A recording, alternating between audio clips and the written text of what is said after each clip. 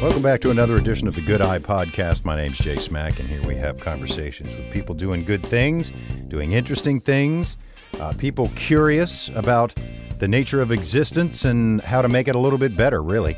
And today my guest is Jason Wells from Mechanics of Faith. I met Jason as we are recording this in the middle of November. I met him last night at an event for the Forward Foundation. If you follow any of my exploits with nonprofits, Forward Foundation is one that I help each year with a charity bike ride. And Jason also is involved with Forward Foundation. The Forward Foundation helps single parents in need and in financial crisis, and he provides service to cars free of charge as long as you quote unquote qualify. And he doesn't hand it out going down the street. He really identifies people with need and tries to help them with transportation. It's a unique nonprofit, but one that makes so much sense. I was like, let's have a conversation. Let's just talk about what you do. And as so many of these interviews are, it's really a fact-finding mission for me at the time of the conversation. I do a little prep on them, I check them out, and I have a conversation before we record, and then it's go. So a lot of what you hear is genuine as far as figuring out what it is they do and how they're helping the community. So let's get right to it. Here's my conversation with Jason Wells of Mechanics of Faith on today's Good Eye Podcast. All right, cool. Welcome to another edition of the Good Eye Podcast. What we do here is basically just have conversations about people doing positive stuff, interesting stuff, curious stuff.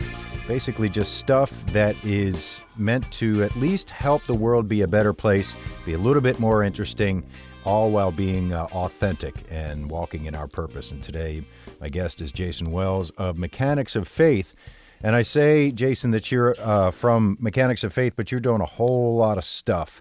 Why don't you give us a little background as far as what it is that Mechanics of Faith does, and we'll talk a little bit about how the organization got started, how people can help, how you help people, and we'll kind of unpack it all. So what is it exactly that is the mission of Mechanics of Faith?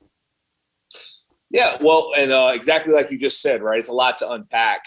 Because it's definitely something a lot of people haven't heard of. So, our mission is sharing God's love and keeping the community safe, one automotive repair at a time. And what that means is through our actions of repairing vehicles and donating vehicles to those in need, we're sharing the love of Christ. And so one of the things that we do is we do community pop-up shops where we go to local churches, businesses, recovery houses, and we have a 21-foot trailer, and we show up and we work on cars for people in the community at no charge. Bring us your parts, we'll handle the labor. And then also if you're buying a new vehicle and you say, you know what, I'd like to donate this vehicle to a good cause, Mechanics of Faith can help you with that donation process as well. And we don't sell the vehicles all the time. Our main goal is to fix that vehicle up and put a veteran in that vehicle so that he can get back and forth to work, because there are a lot of veterans in the Richmond community and surrounding areas that need help with transportation. Now I do like to caveat that a little bit and let people know, sometimes we do get some vehicles that in order to get them through state inspection, they take a lot more work or, it's not feasible. So we do sell some vehicles, but that is not our goal. Our focus is let's put a veteran behind that wheel and get rolling. So that's it kind of in a nutshell. And like you said, we'll unpack it as we carry on this conversation. I love how clear and how specific the mission is. There are some nonprofits, and this is absolutely not a judgment, just an observation, where you're not quite exactly sure what it is they do. They're all well-meaning, but that their mission is so broad. I love how you break down that barrier of getting people transportation, and of course your emphasis on veterans as well. But your name pretty much says it all. But I also love that you fold in that element of helping people. I have donated a car to a nonprofit. Rather than sell it and get a couple $100 for it, you can really help an organization by providing transportation, give them a resource they might not otherwise have. And that's really cool that you fold that in to what you guys do as well. Now, you mentioned possibly selling vehicles. Nonprofits, and we met last night at a Forward Foundation event, and nonprofits absolutely have to operate with a bottom line in mind. Otherwise, they will go away just like a business does. Now, you mentioned selling vehicles. So occasionally you will fix up a vehicle and sell it to help the bottom line. How does that work? So, it's not something we advertise, right? We're not out there. We don't have a website with come buy used cars, right? Yeah. That's because that's not our vision. That's not our mission. I'm here to help people. So what we'll do a lot of times, it's sad to say, right, is we'll send them to a salvage yard, and get some money, and do kind of do some things through like some of the shops, that support us. We kind of say, hey, look, we got a car. It's going to take a lot to fix up. Are you guys interested in using it as a parts car? Because again, when I say we're getting rid of a vehicle or we're selling a vehicle, there's a big reason why it's not fixed. And I'm not going to give that burden to somebody. Mm-hmm. And I'll give you a perfect example. We donated a vehicle to someone, and it was a Honda Odyssey. And anybody who knows a little bit about cars, the Honda Odyssey touring version, Michelin came out with this crazy tire concept. And the tires were like a 19.375. And they're like $500 a tire to put on this car. Well, when I met with the board, I said, look, I'm not giving this burden to somebody. We're trying to give a car. We're trying to bless somebody, and we're blessing someone who's in need, right?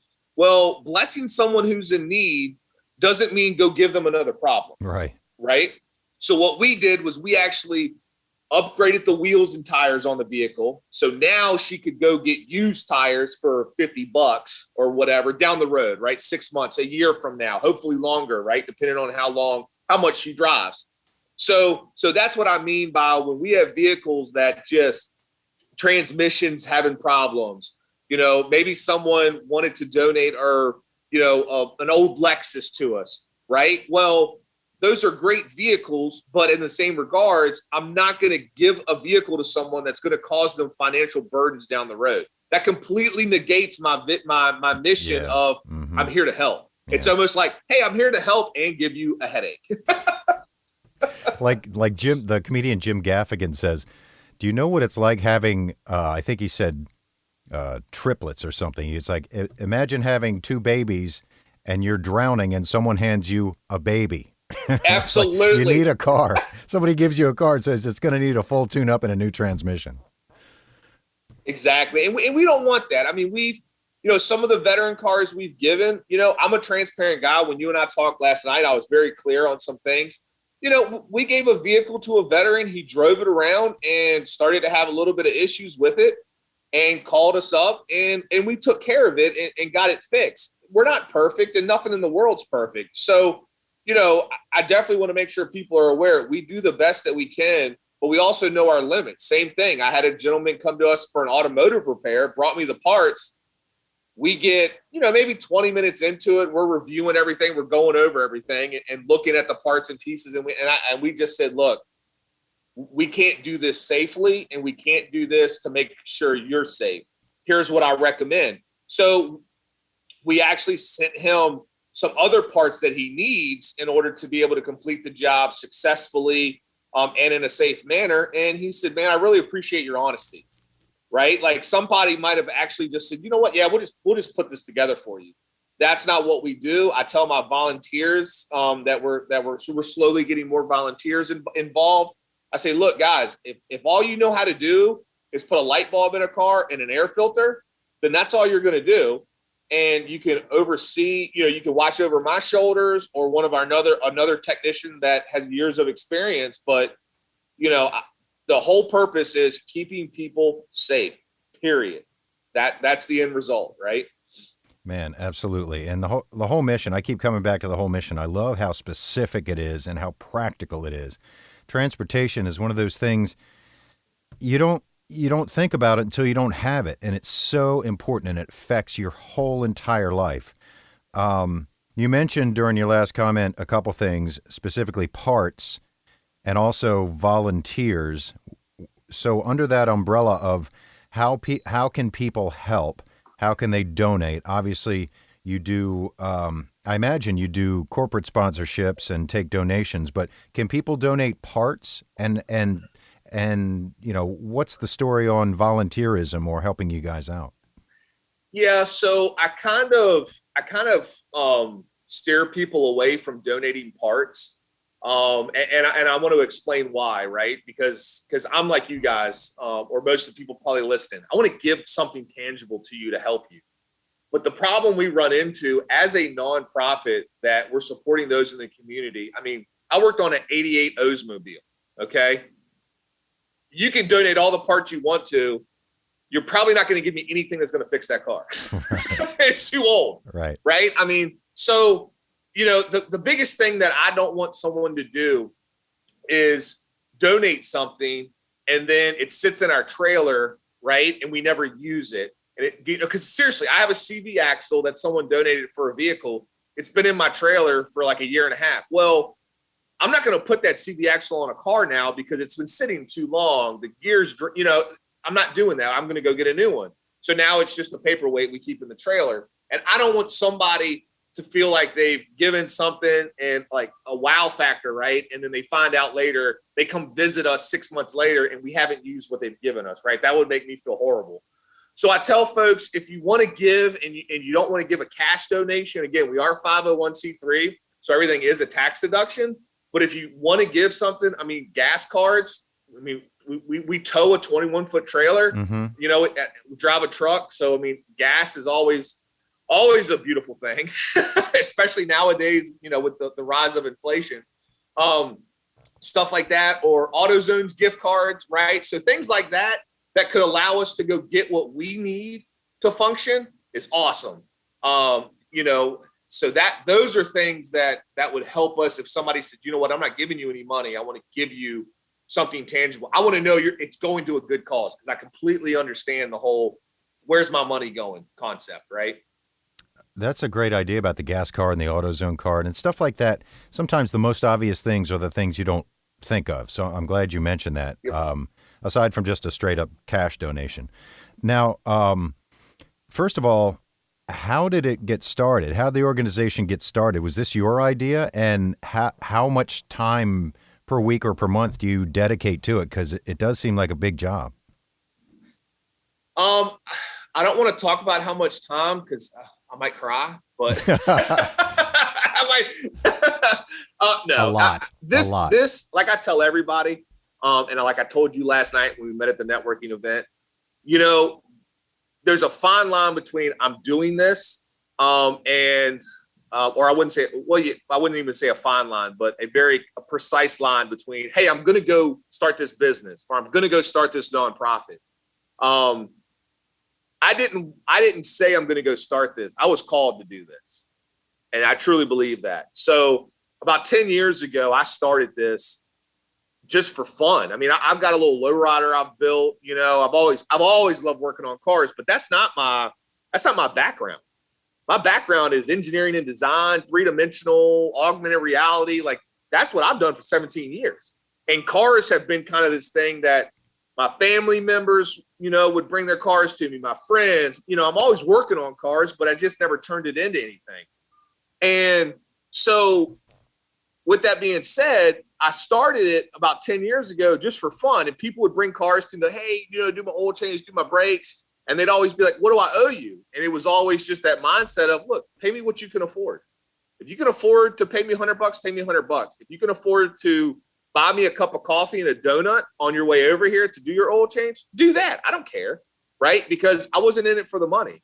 And a few years later, passed by, I always called it Mechanics of Faith. And I don't even know where it came from. It just popped out of my mouth one day. And I've got t-shirts that I made 10 years ago of Mechanics of Faith on it.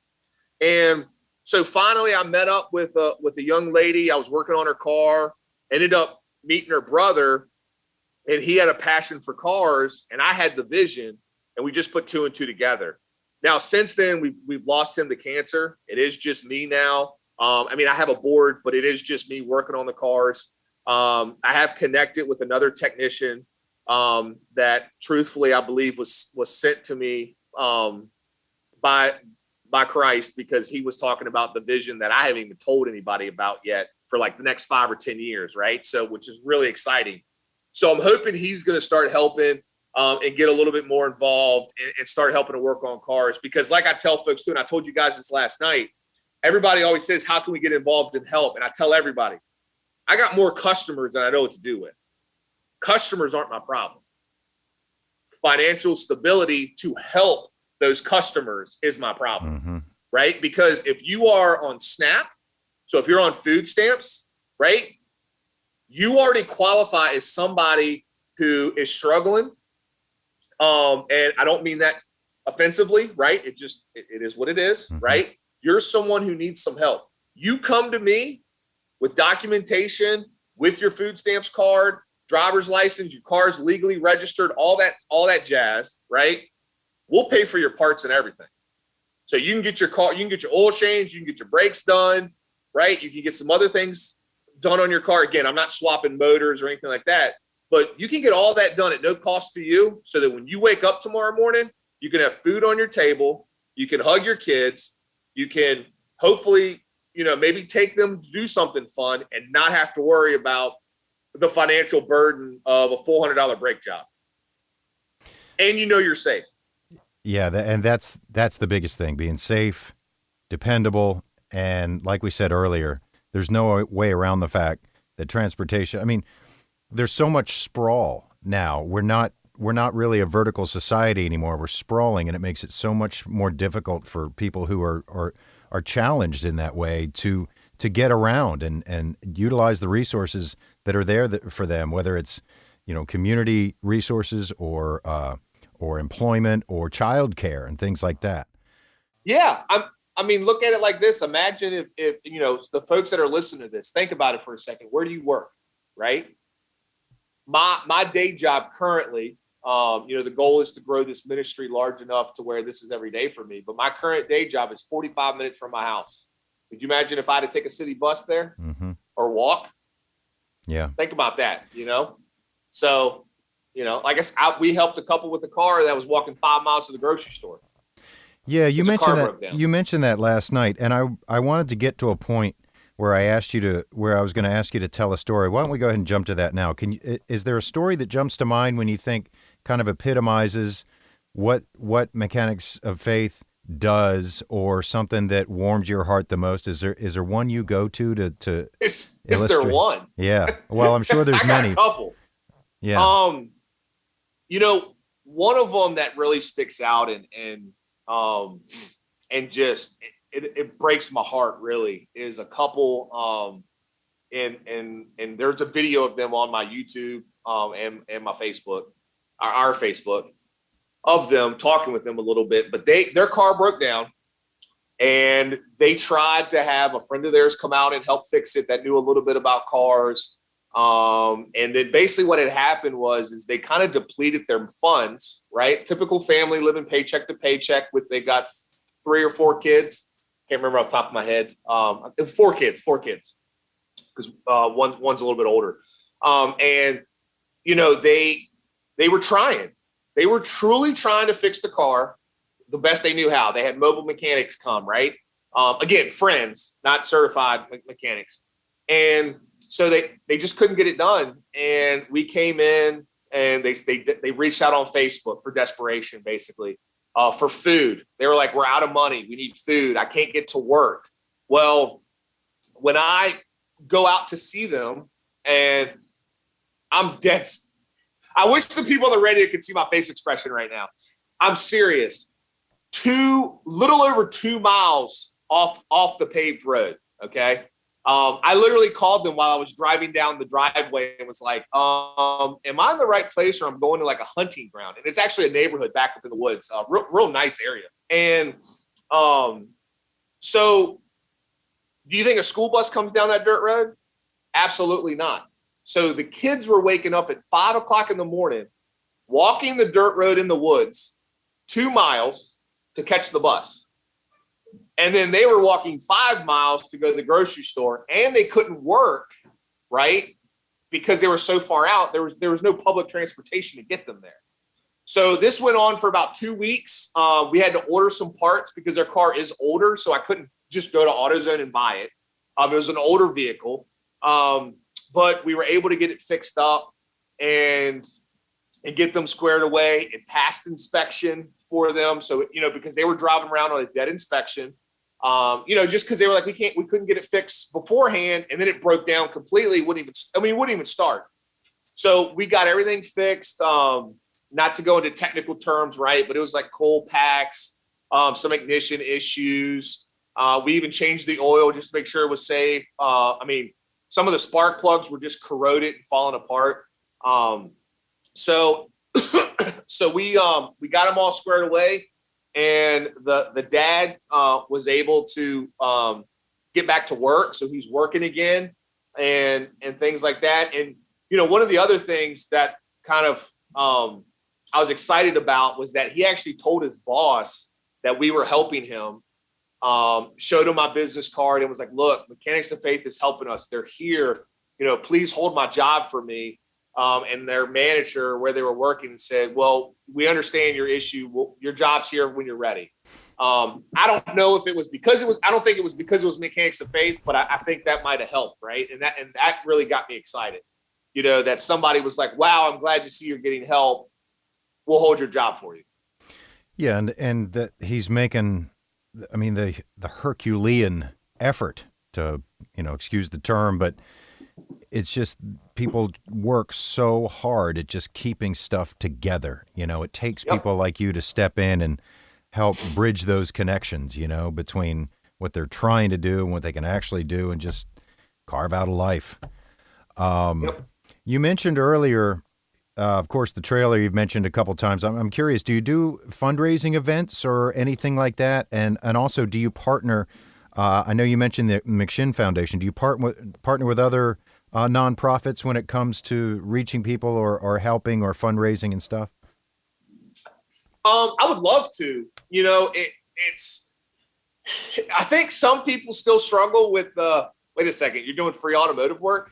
Like I told you last night, right? It takes somebody 7.6 times to hear the word of God to start listening and trying to want to learn more. I think people need to hear about Mechanics of Faith about 30 times before they start to understand, like, this is free automotive repair.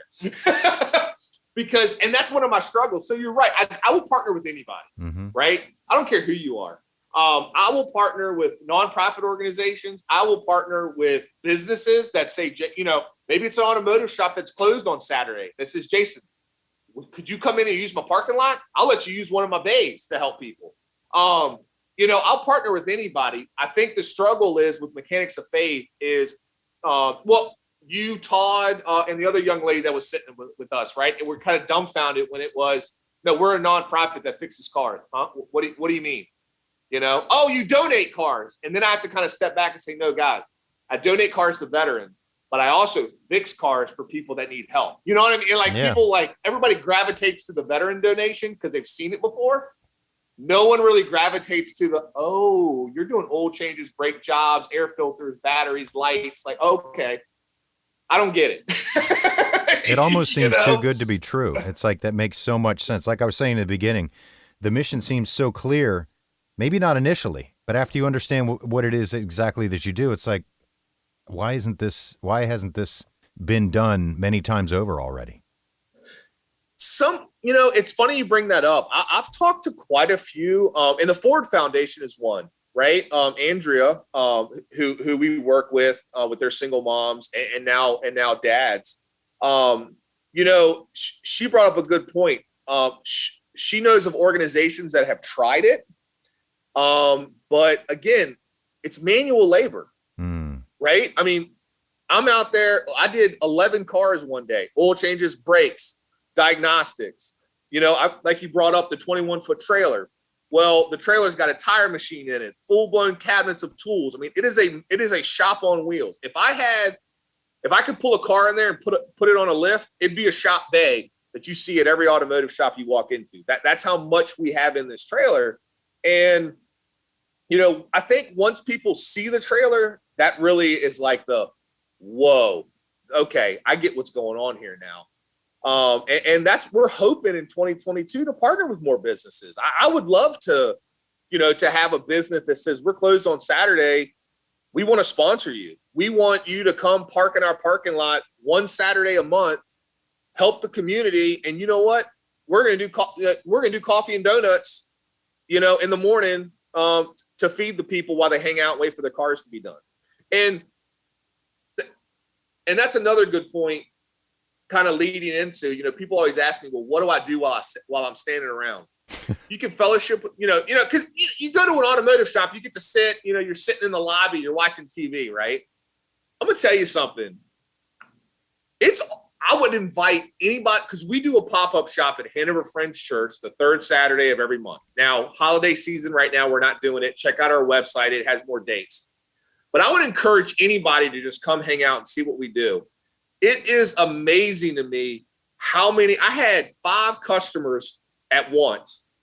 They are all fellowshipping with each other. I mean, almost leaning on each other, right? Because some of them start talking about their problems because everybody knows you're here to get help, right? Everyone knows I'm at Mechanics of Faith because I can't afford to go pay $50 for an oil change or whatever. And so all these people have come together and they all know they have struggles. So it's like they already know each other. And I literally stepped back one day and almost brought tears to my eyes because I see all these people just hanging out and fellowship and like they're best friends. And I started asking them, hey, do you know so-and-so? I've never met her before in my life, but I got her number. And I'm like, wow. So to me, Mechanics of Faith isn't just fixing cars, right? It's connecting people at these pop-up shops so that people realize you're not the only one struggling to put food on the table. You're not the only one struggling in life. There's 5 of you guys at one pop-up shop doing it. I mean, it brings chills to me a little bit to think about it like that, Wow, that's really cool. And you're right. It does seem like a built-in event. I mean, you just pull up that trailer in any business's parking lot or something, and people will come for service, and they'll sit around and talk and share stories. And yep, it just exactly. seems, I mean, the trailer aspect just is amazing. I mean, if you had a location, but I mean, it makes perfect sense because the problem that you're solving is lack of transportation. So, it all feeds on each other, exactly what you're doing. And speaking of that, do you want to talk about your path and your calling at all? I want to open the floor to you. If you want to, you were talking last night what you're in school for right now, and it's part of your calling, part of your path. If you want to talk about it. Yeah. So like we said in the beginning, right? Some people say that I'm going to go start this business to make millions. Nothing wrong with that. More power to you. I support you 100%. I know some business owners, but for me, this is what I'm called to do. What Jay was bringing up to the folks on the radio is, last night, I was letting everybody know I'm actually in seminary school at Liberty. Now, as you guys can tell from me talking, I run at about 150 miles an hour. So God doesn't put plans in front of me he doesn't put them too far out in front of me because he knows I'm going to run too fast. So right now, I don't know what that's going to bring. I just know I'm supposed to be there. And I'll tell you, probably 5 years ago, 6, 7 years ago, I didn't have my life together, right? I've got an amazing wife that supports me 100%. I've got 3 beautiful girls. And all I knew was I had wife and kids, right? And as soon as I got my house in order, and what I mean by that is, my family and I started going to church. I started reading scripture more. I started asking God for guidance more. I'm serious. After I did that, like a year and a half later, Mechanics of Faith started forming itself. I didn't form it. It started to just grow. Like I was like, okay, I guess this is what we're doing. And ever since then, I've met folks such as yourself that want to help and support Mechanics of Faith. I've met Andrea at Ford Foundation, wants to help and support Mechanics of Faith. And, the more that I trust in the path that God's laid out for me, and I just close my eyes and just follow what he wants me to do, it's amazing. And I'm going to keep riding this. I'm going to keep going. Like I said, it's the first time in my life I've never, I'm a corporate guy. I'm a business corporate guy. You know this from talking to me last night, right? What's our strat plan? What's our P&Ls look like? I'm doing all this stuff. My board members are like, dude, this is a nonprofit. Like you're you're running this at a corporate level. But in the same regards, I've truly believed the reason Mechanics of Faith didn't happen sooner, 10 years ago when I was doing it for fun, and it's still awesome. It's still fun. But it was because I had to learn all these skills, right? I have a business degree, a bachelor's degree in business and project management with a minor in computer programming. Like all the skills that I've learned over these last years, it's allowed me to, if we get a corporate sponsor that really wants to get involved and wants to sponsor us and donate, well, all of my experiences in the business world, I understand what does his investment truly mean to the ministry, but also what does it mean to him, right? He's going to get campaign. If you go to our Facebook page, every Wednesday this month, we're trying to do campaigns for all the people that support us. He's going to get logos on our website, on our trailer, right? Because to me, it's important for the world to see, look who supports me, right? And they should be able to leverage it as well. I want a Mechanics of Faith sticker that I put on the back of cars. I want it on the doors of every business in Hanover County and in Richmond. So when people walk in, they say, wow, this guy makes sure transportation happens. Right? I'm looking at your Facebook page right now. That logo is really cool. The logo is catchy, man. But it's really cool to hear somebody like yourself talk about how you're just kind of racing to catch up with your destiny. I mean, your clarity is really infectious. And like I said at the top, it seems so clear. It's hard to understand maybe initially, but once it clicks, it's like that seems so obvious. And I would urge people to go to the Facebook page. That's facebook.com, Mechanics of Faith 804, and also the website, mechanicsoffaith.com. But is there anything else you want to mention? You mentioned the sponsorship opportunities. All of that is on the website. People can find all that. You sent a PowerPoint to me. It's got a lot of stuff in there, too. I mean, it's so together, man. It's really all together. You can't tell I'm in corporate, or I was in corporate, can you? And the VR and AR and all that, you can tell that you've got an eye for design and everything, and that's just coming from a media guy as well. So, but is there anything that we haven't hit? I like to open up the floor in case there's anything you want to mention or, any extra pitch or anything that people should be aware of. No, I mean, I'm just glad you had me on. Super excited to, hopefully do some more stuff with you, right? Love to invite you to come out to a pop-up shop next year and see what it's all about. And I'll get a picture with you so people can see the guy on the radio and see what you actually look like. They don't want to see that. They don't want to see that. For those on the radio, he's shaking his head at me right now. But no, I'm not a big, let me plug how amazing we are, right? You know what? Like you said, I'm on the path for my destiny that I'm being called to do. And every person on this radio, somebody who wants to get involved and get help, I truly believe you're going to find your way to us. And it's not because of what I'm saying on the radio, right? It's because you're being, God's speaking to you to tell you to go, you know what, you need to call these guys. I will let people know, like you said, check out our website, but I'm Jason Wells. I am the founder. And as you know, when you call Mechanics of Faith, you're going to get me. So anybody who says, I want to talk to Jason, we're not that kind of organization where we're like, well, he's too busy, right? More than happy to talk to anybody in detail. Just if they just want to talk about some issues or things like that, I'm here. I have spoken at some churches, given my story, even doing some sermons at a local church here in Hanover. So, if any churches are listening and they like to bring me in, have conversations, maybe have me preach some, at a service about Mechanics of Faith, but then also a small session, more than welcome. I welcome any opportunities, guys. There's no such thing as a pointless opportunity, right? You never know. Well, Jason, it's been a blast. I've really enjoyed getting to know you and getting to know the organization. I appreciate your conviction, your passion, your faith, and the work you're doing in the community. And that's basically all this show is about having positive conversations, and you're definitely a positive guy. So appreciate you being here on the Good Eye podcast. Hey, thanks for having me. Well, thanks once again so much to Jason for coming on and talking about Mechanics of Faith.